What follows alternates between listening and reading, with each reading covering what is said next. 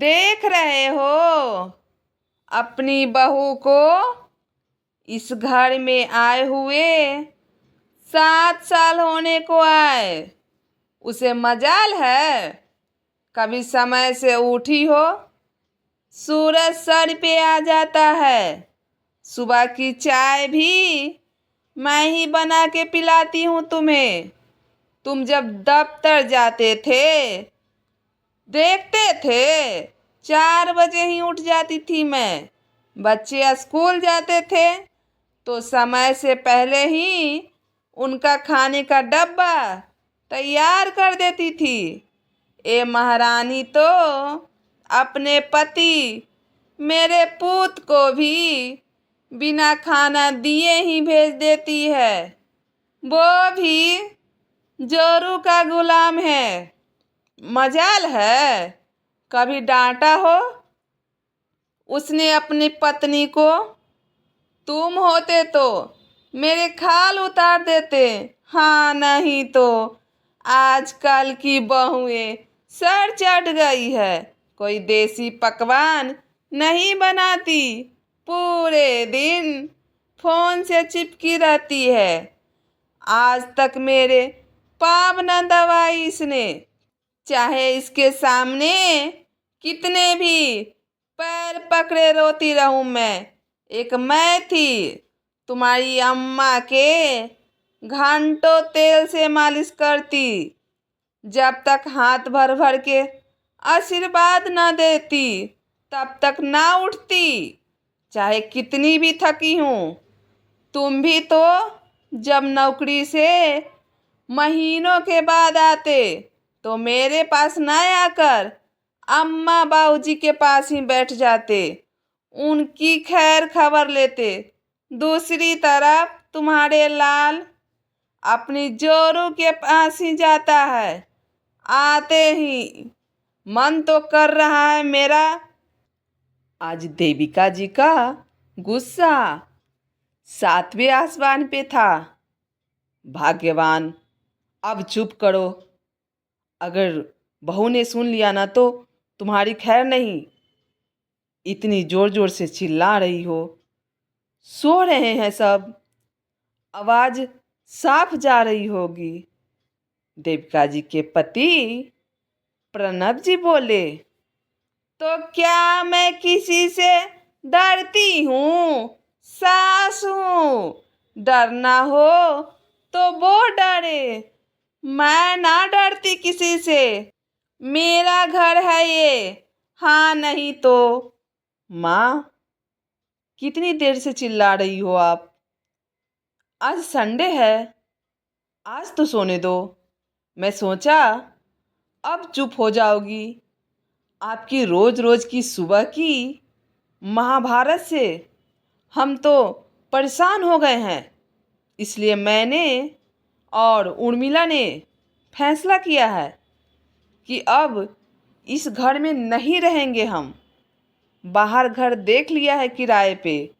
वहीं जा रहे हैं कल से रहना आप आराम से इस बड़े से घर में।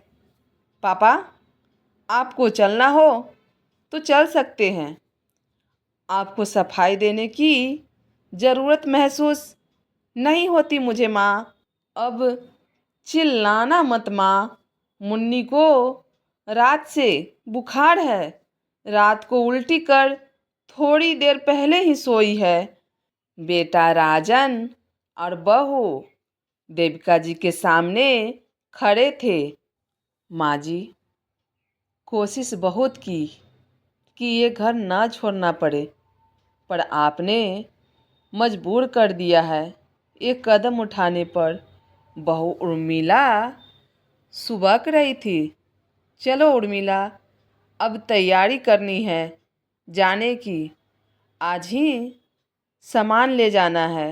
राजन उर्मिला का हाथ पकड़ कमरे में चला गया। लो चला ली ना तुमने देविका अपने ही गर्दन पे छुरी। जो 2 रोटी चैन की मिल रही थी हमें वो भी बंद करा दी। बेचारी बहू के दो दो छोटे छोटे बच्चे हैं, रात भर जागती है। वो नहीं उठ पाती सुबह, उठने के बाद तो चक्कर घिन्नी की तरह घूमती है वो। आज तक अपना एक कपड़ा भी तुमने अपने हाथ से धुला है जब से बहू आई है? एक कप चाय क्या अपने हाथ से बना लेती हो सुबह?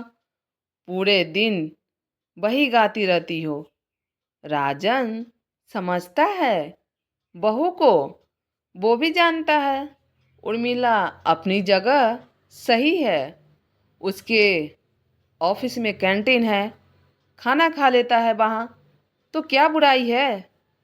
समय के साथ तुम नहीं बदली देविका। मैं तो सोच रहा हूँ मैं भी प्रणब जी पत्नी से बोले जा रहे थे, तो क्या आप भी मुझे छोड़ के बहू बेटे के साथ चले जाओगे? देविका जी की आंखों में आंसू भरे थे। नहीं, सोचा तो था, पर पत्नी का साथ देना पति का धर्म है। इस हाल में तुम्हें बुढ़ापे में छोड़कर नहीं जा सकता। जी, मैं बहू से माफ़ी मांग लूँगी, उन्हें कहीं नहीं जाने दूँगी। कैसे रहूँगी अपने बच्चे के बिना? पहले ही समझा देते मुझे आप ये बात तो। दरवाजे के पीछे खड़े बहू बेटे देविका जी से आकर चिपक गए। हम कहीं नहीं जा रहे हैं माँ, हम क्या आपके बिना रह पाएंगे? जा बहू, तुम मुन्नी को देख, मेथी का साग मैं काट दूंगी। प्रणब जी गर्दन पर हाथ रख इशारे में बोले, गर्दन पर छुरी चलाने से पहले बचा ली तुमने देविका। थोड़ी सी समझ से रिश्ते बचाए जा सकते हैं, बेमतलब की गुरूर में रिश्ते ना तोड़े। कहानी कैसी लगी? अगर अच्छी लगी हो तो एक लाइक कमेंट और अपने दोस्तों में शेयर करना ना भूले। और हाँ, ऐसे ही कहानियों के लिए हमें फॉलो करना भी ना भूलें। Please subscribe my channel. धन्यवाद।